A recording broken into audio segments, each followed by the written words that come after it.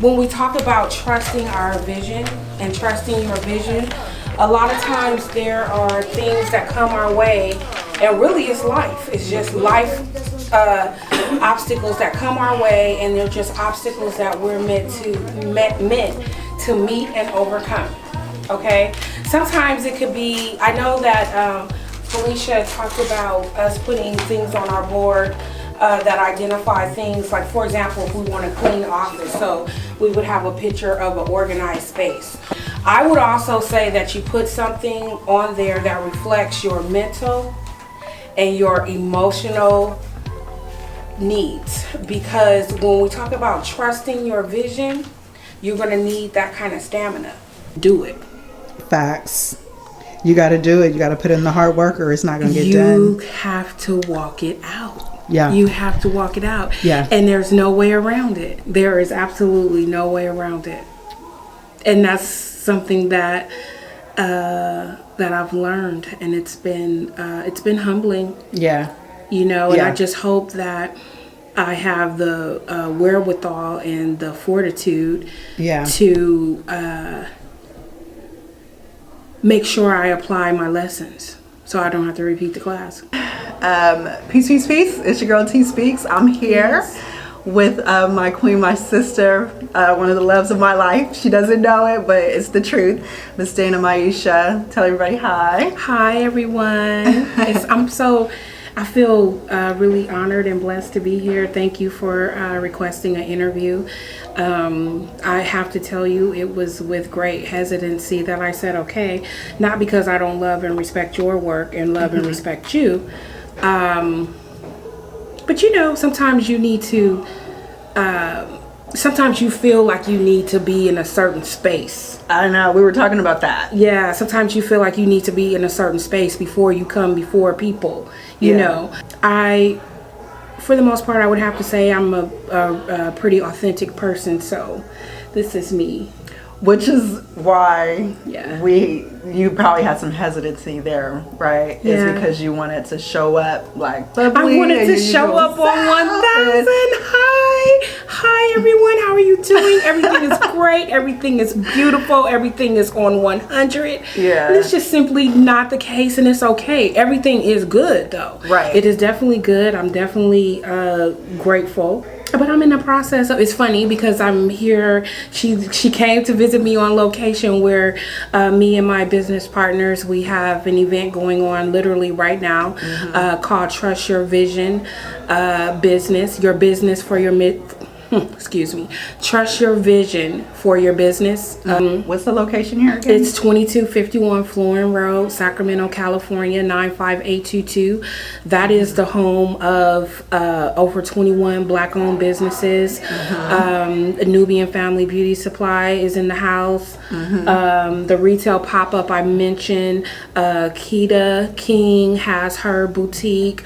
Authentic Queens is popping up right now. There's a thrift store, Passion and Berry just opened up. That's right. Right outside Hidden Gems. So one of the things that I was telling them before we get started is that one of the things with regard to trusting your vision is really understanding that every day you won't be on 1,000. Every day you won't be on 100. But trusting your vision is also has a lot to do with trusting the process and different things that you go through. And as you level up or you ascend to certain heights, there are certain lessons that you have to learn. You learn lessons in humility. You learn lessons in making sure you nurture your spirit, your mental and your emotional, so that you're not just physically strong, but you're also mentally and emotionally strong, so that you have the endurance that you're going to need to bring your vision to fruition. And see, once you bring it to fruition, that's good, that's nice. You got to maintain and sustain it. And so Yeah, so that's the reason why we're having this event, and it's just we feel like it's so important. So thank you for coming out. Yeah, thanks for coming out. Thanks for being on the show. Yeah, of course. You just poured out so much wisdom on me already. Oh, really? You did. So so let's back up. Okay. Tell me about you, where you're from, and what type of business stuff you got going on. Okay, so again, my name is Dana Myesha. I am originally from San Francisco, California. Born and raised there. I moved to Sacramento. I've been here maybe since 1994, raised my family here. And right now I have a nonprofit organization called Escape Velocity Resources Foundation, Inc. This nonprofit is all about helping people defy gravity and filling in gaps. Right now, one of the programs is Boys in the Hood Book Club, in which I partner with a lot of organizations in order to pull that off. But it targets African American males from the ages of 8 to 12 years old, and it challenges them in literacy. I chose that demographic because they struggle. They struggle a lot in comparison to not only their other counterparts, but in comparison to Black girls. And so, what kind of books do you guys read? So we've read Frederick Douglass. We're getting ready to start Marcus Garvey this Friday coming up. We've read Tupac. Yeah. We've read Malcolm X, but Malcolm Little. So basically, this story that we're going into, Marcus Garvey, there's a little bit about him being a little boy, but most of the books that we read starts the Black icons out as little boys, so they can meet them where they are. You know, just to give them something to aspire to. Sometimes you see people in all their glory and their greatness, and it's kind of like the distance between that and you is right here. So we just kind of like close in the gaps. We're also looking to implement another program soon.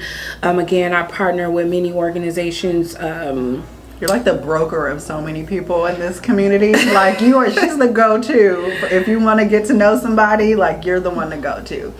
Really? You feel like that? Like Okay. you're the friend of the friend that everybody wants to know. Oh, seriously. Okay. Okay. Well, that's good. That's not a bad thing. So tell us one thing.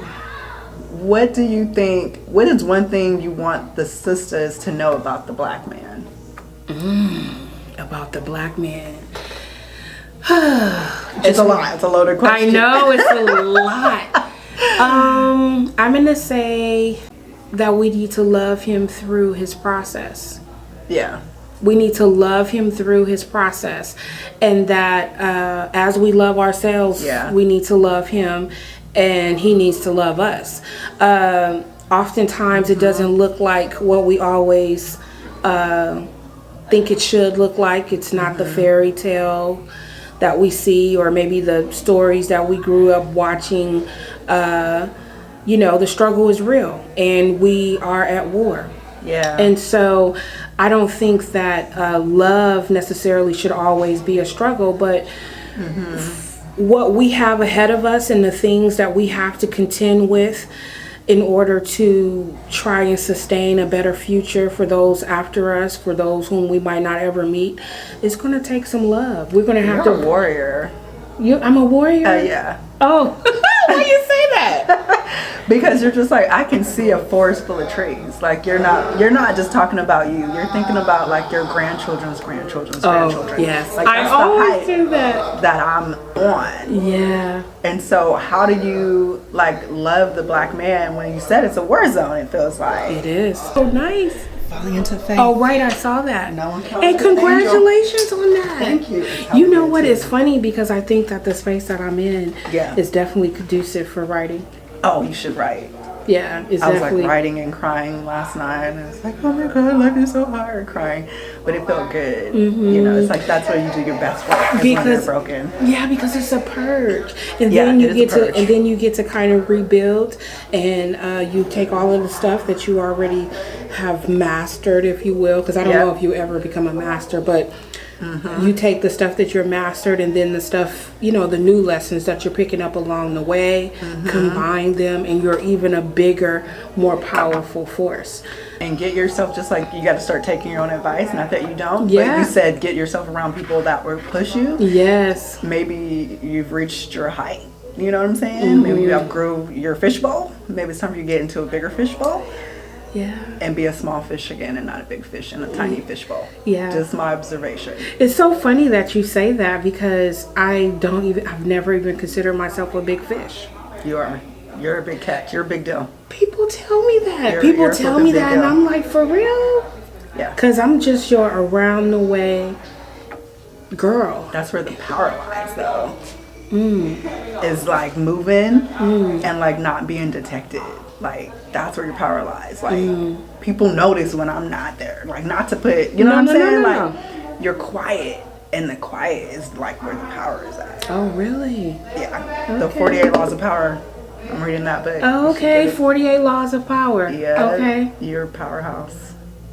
Okay. Do some damage. Who's looking? Nobody's looking. I got that spirit over me? Nobody's looking. I'm just thinking because So I got my ancestors like so doing many this. people tell me that, or people say to me like, "Oh, welcome to success," and I look at them like, I know.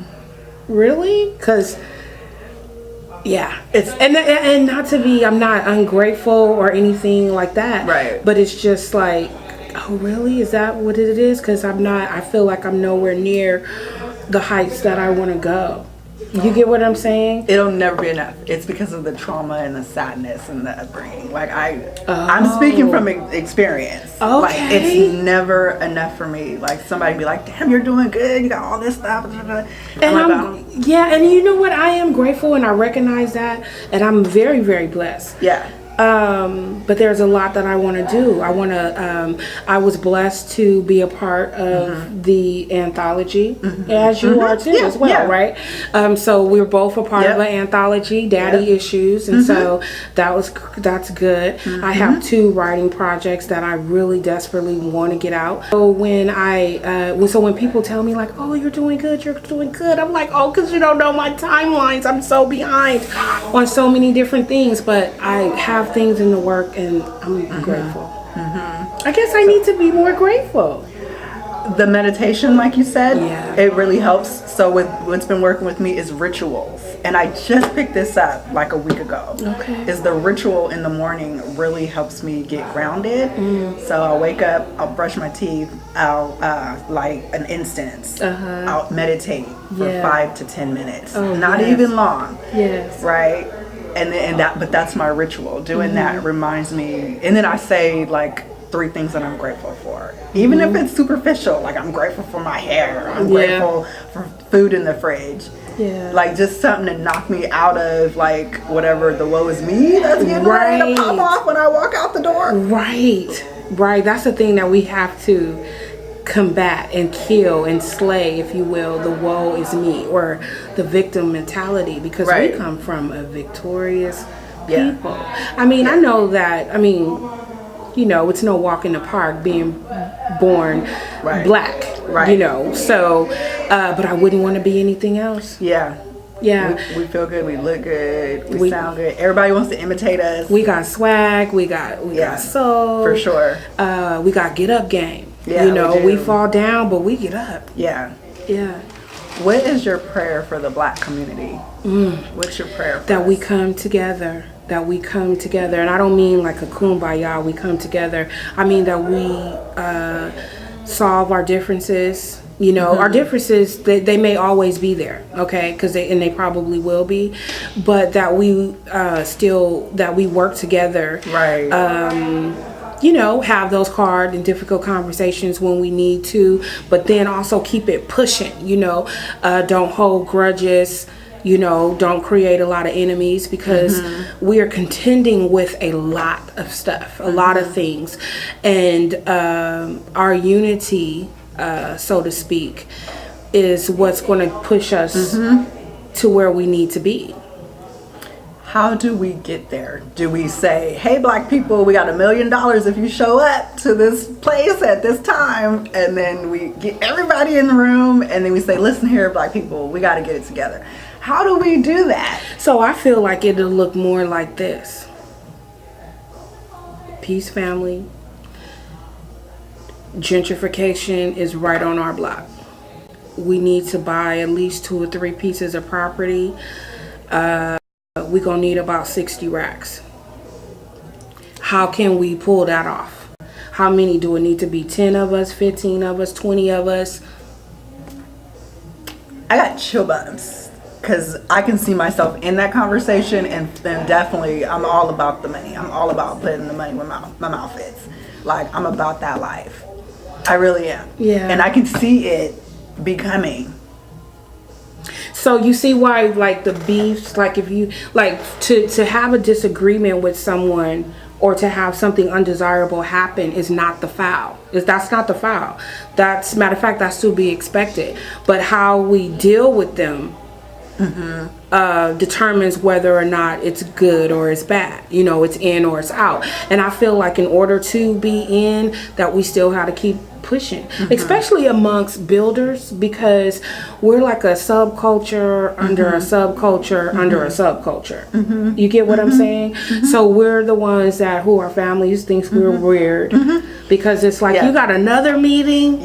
You know, that's what my children tell me all the time. You got another meeting, or you know, you're always busy, you're always this, you're always that. In a community of builders, you know, we all know each other. You know, builders recognize other builders. And so, and everybody, and even there's levels to that, right? There's levels to that. But the blessing about the builders is that you don't have to sell them anything because they already know what it is.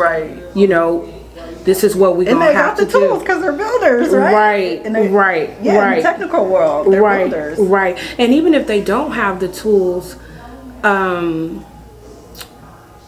they understand the build, because like everybody does not have the tools, but if they have that passion, that fuel, that drive, and that stamina, you can pick up some tools. You can pick up the tools. It's hard if you don't have that that sort of build black mentality, then you know, not to say that you still can't get to a certain point, but I don't know if you would even understand the urgency. I'm gonna throw myself under the bus, because that's just what I do. When I have the build black mentality, I feel like it's a slow pace, and it's hard for me to like get people to buy into me and to my vision because I'm not already popping, or I'm not selling my body. Can we have a real conversation? I'm not the Cardi B's. I'm not the, you know, the cat stacks. I'm not the video vixen girl. I'm not presenting in that way. And then I'm not already popping. And so when you say you're not already popping, what does that mean? Does that mean that you're not already popular? Yes. It means that I don't have like the Instagram followers. For people to be like, oh, 1,000 other people like her, maybe I should like her too. So, I get you. I need to get my Instagram game up. My is that like with the build black mentality, sometimes it's hard for us to buy into each other when we don't already have that following. And it, you know, I'm not educated on like the history and all that stuff, so forgive me. But there's a lot. What is it called? How to sell to the Negro, like that whole mentality, that whole podcast thing that happened a long time ago. Like, how do we sell to the Negro? We, you know, make things flashy, and we make it seem like he can't afford it, and they want to go out and buy it. So the thing is that I'm not sure if, so the people that I frequent with, I say builders, the people that I frequent with, that's what I mean. You don't have to sell them anything. They already know what it is. They know what's required. So I think what you're talking about is another subculture within our culture, and I get that. And I totally get that. And I think that just you building yourself will make believers out of other people. You know, do you get what I'm saying? You know, it may just start with you. You necessarily don't have to be popular. You will get popping just on your build. You get what I'm saying? Because I don't think I'm popular either. I don't think I'm popping either. But you know, maybe one day I might be popping. And if I'm not popping, I'm okay with that. Right. What I do want to do is make sure that I leave a legacy. Right. And that I help out and assist in the build. I feel like that's why I was born. I feel like that is why I was created. So, what advice would you give someone who's going through a hard time in life? ooh. What I will say is you gotta love yourself even more. So when you feel like just laying on the couch and looking at the ceiling and not answering the phone and canceling meetings and not showing up, show up. Get in the shower, do what you gotta do, and show up. Comb your hair, put you on some clean clothes, and show up and do what you gotta do, and just keep on pushing. And things will get better. It will get better. Sometimes we need to heal. Sometimes we need to stop and reflect. Sometimes we need to learn lessons in humility. Sometimes we need rest. Sometimes literally we need to rest. So I get that. I get there's times when we're just like, no, I can't take another call. I won't be able to make it to the meeting. I get that. I totally get that. But if you have an assignment on your life, we have to start implementing practices such as meditation that we talked about, whether or not we have to have a good, strong prayer life, whatever your spiritual practice is. You have to nourish your spirit, because that your spirit is what's going to carry you. Because even when things are not okay, you'll have people telling you like, oh my God, it feels so good to be in your space. And you're looking at them like, really? Because I feel like I'm broken. But you know, in order to push the movement, you got to push inside of you. You can't just give up. And it's not, and also know that you're not alone. You're not alone. There's a lot of people that are feeling discouraged. There's enough out here to discourage us. But I think, and if you were to give up or to slow down, this doesn't make you a bad person or anything like that. But you want to maximize your full potential. So, you know, when I'm sitting down and I'm looking, staring into the ceiling and just thinking, and I think about how I need to be who I say I am. And I have an assignment, and I need to maximize my full potential. And my dad used to tell me all the time, you can't get nothing laying down. That's true. That is true. You can't get nothing laying down. So we just got to keep... And it's hard though. I don't want to act like, oh, just get on up, girl. It is hard because you're dealing with whatever the voices are in your head, whoever in your circle who is not pushing you to your greatest greatness or allowing you to be in a pity party. I think a really good friend is somebody that they'll listen to you, validate your feelings, but then after that it's kind of like, come on, girl. I know. You got to get up. We got to get up. We gotta get up. We have to get up because someone is waiting on us to get up. You know? So, Well, that is it for today's episode of Understanding the Black Experience. If you like this content, thank you so much to my guests. You're welcome. You're welcome. If you like this content, be sure to like, comment, share, and subscribe. Till next time, love you guys. T Speaks. Peace. Bye.